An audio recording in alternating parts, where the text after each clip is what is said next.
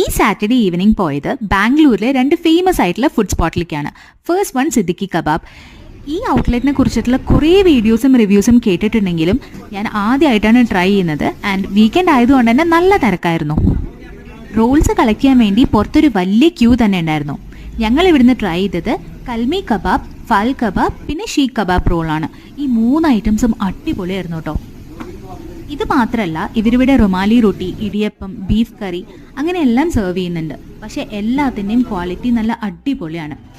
ഇത് കഴിഞ്ഞിട്ട് ഞങ്ങൾ നേരെ പോയത് ബാംഗ്ലൂരിലത്തെ OG കഫേ ആയിട്ടുള്ള മക്ക കഫേയിലേക്കാണ്.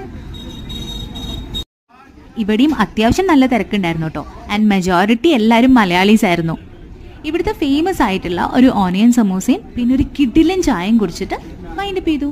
അപ്പോൾ അത്രയേ ഉള്ളൂ. ബൈ.